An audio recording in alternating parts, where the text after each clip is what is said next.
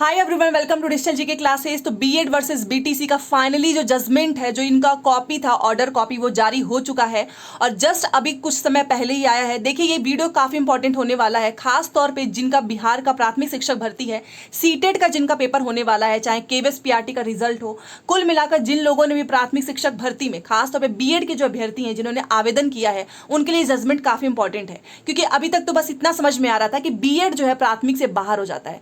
यहां पर आपको बहुत सारे ये पीडीएफ देखिए, काफी लंबा चौड़ा है, एक एक आर्टिकल सेक्शन बताए गए हैं, पॉलिसी बताई गई है किसके तहत पे हुआ है।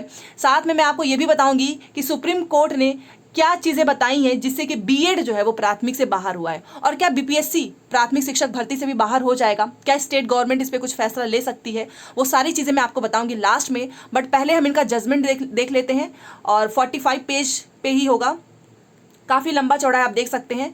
देखिए, यहाँ पर तो आपके काम की चीज़ें नहीं है। हाँ, यहाँ पे कुछ चीज़ें जैसे कि बताई गई हैं कि यहाँ पर देखिए, BEd candidates for primary level classes beyond our comprehension, we have seen so far that the need for quality and meaningful primary education.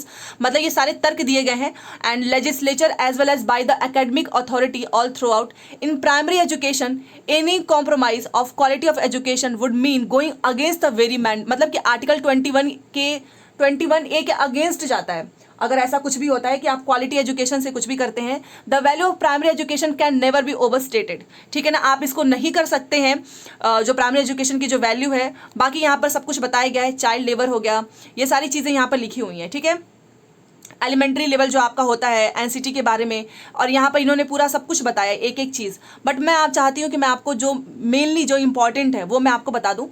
तो देखिए, यहाँ पर देखिए, इन्होंने केवीएस का भी बताया है, आप देख सकते हो।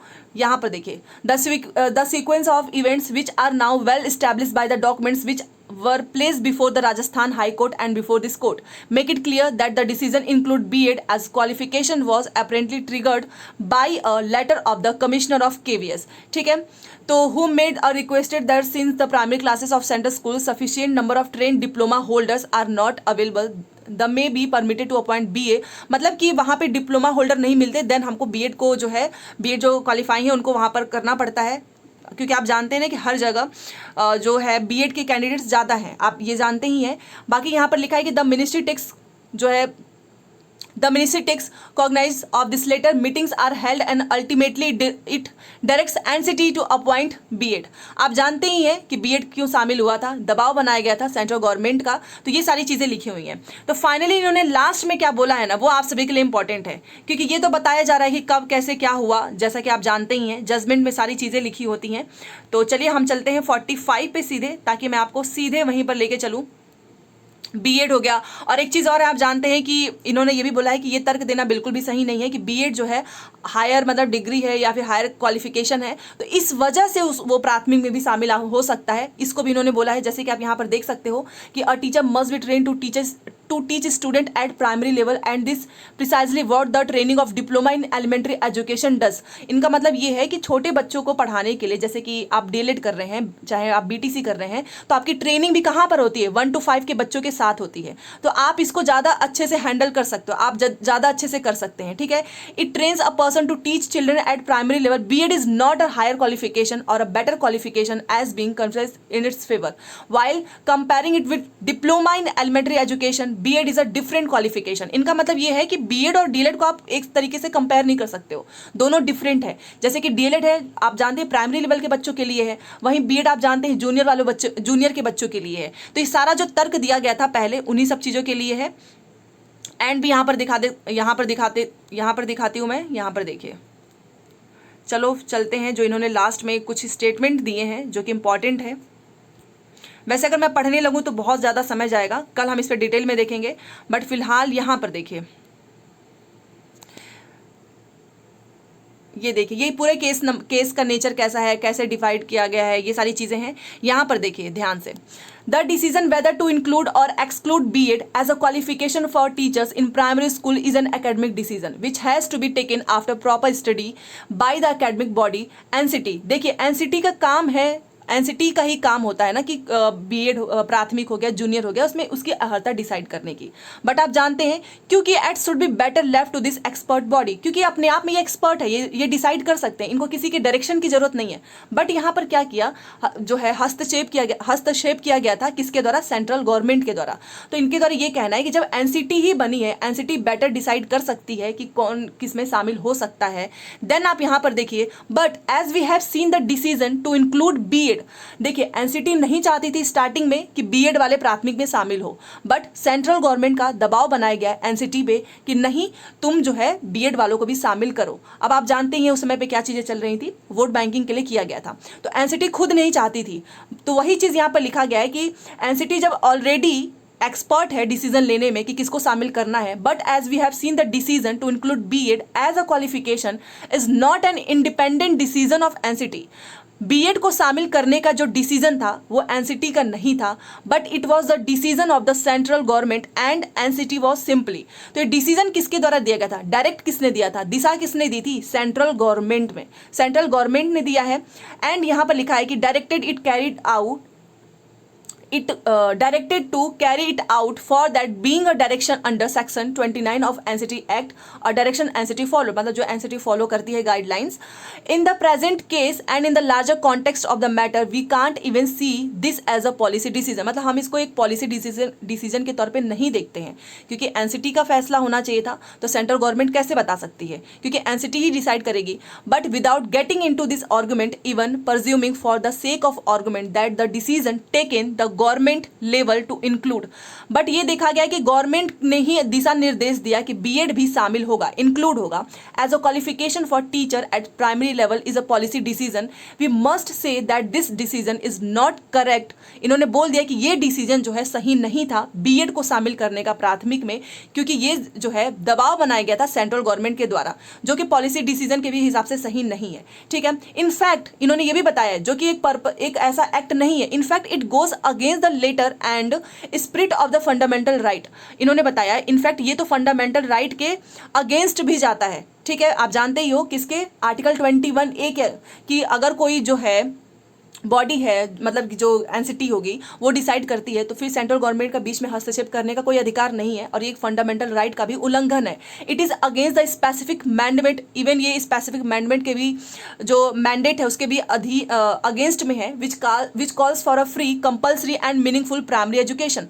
मतलब एनसीटी का मतलब क्या है कि फ्री, कंपल्सरी एंड एक अर्थपूर्ण जो है आपको बच्चों को शिक्षा देनी है। तो अगर ऐसा किया गया है हस्तक्षेप के द्वारा, जबरदस्ती बीएड वालों को शामिल किया गया है, तो ये इसके भी जो है अगेंस्ट में है। By including BEd as a qualification for teachers primary schools, the government, जो यहाँ पर देखिए, the central government has acted against the provision of the constitution. मतलब कि सेंट्रल गवर्नमेंट ने क्या किया, जो रूल पहले से बना था, बट उसने क्या किया, बीएड को क्वालिफिकेशन फॉर टीचर्स मतलब कि जानबूझ के शामिल किया गया, जो कि कॉन्स्टिट्यूशन एंड लॉ के भी अगेंस्ट था, क्योंकि ऐसा कुछ था नहीं, ये तो सेंट्रल गवर्नमेंट ने बनाया।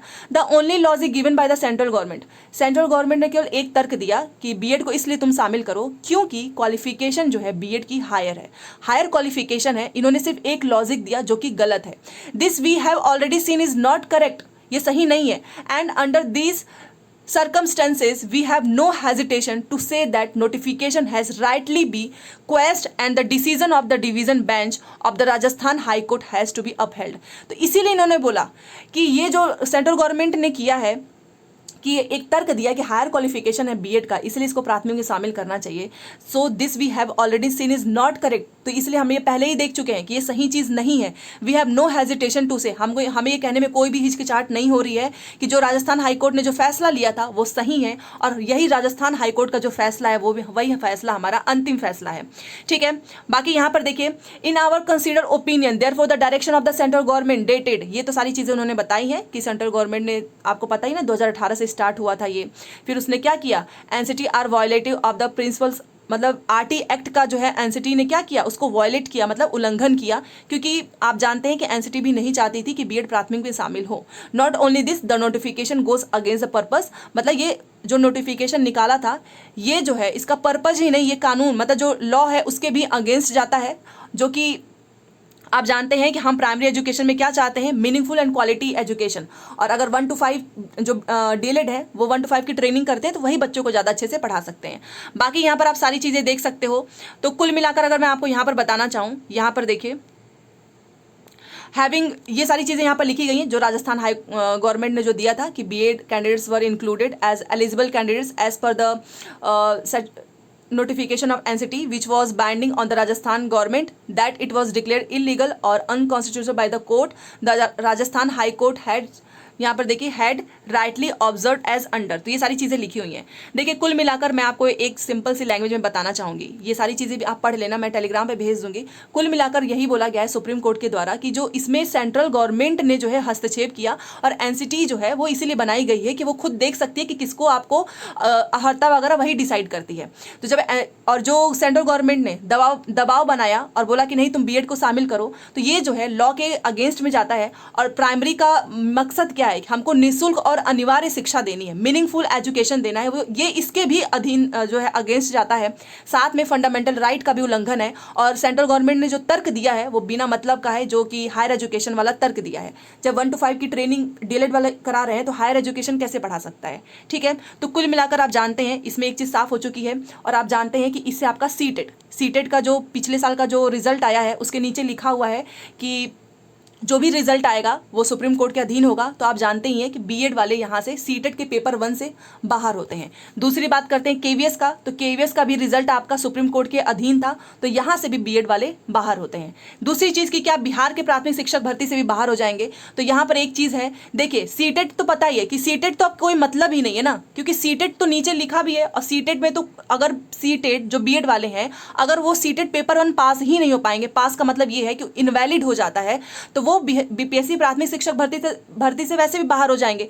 कुल मिलाकर अगर राज्य सरकार बीपीएससी चाहेगी, क्योंकि आपको पता ना बीटेट वाले भी तो बच्चे हैं, तो बीटेट के बेस पे वो जो भी वहाँ के अभ्यर्थी हैं बीएड वाले उनको शामिल कर सकती है। बट ये राज्य का फैसला है। अब देखते हैं इस पे बीपीएससी क्या नोटिफिकेशन निकालती है। बट आप जानते हैं कि जितने भी अभी तक पिछले एग्जाम हुए जो सभी सुप्रीम कोर्ट के अधीन था, सब कुछ सुप्रीम कोर्ट के अधीन था, तो वहाँ से फैसला एकदम साफ हो चुका है कि वहाँ से बीएड वाले जो हैं बाहर हैं। और सीटेट का जो पेपर 1 है, जो पिछले साल का रिजल्ट है, वो भी अब आपका इनवैलिड हो चुका है, ठीक है।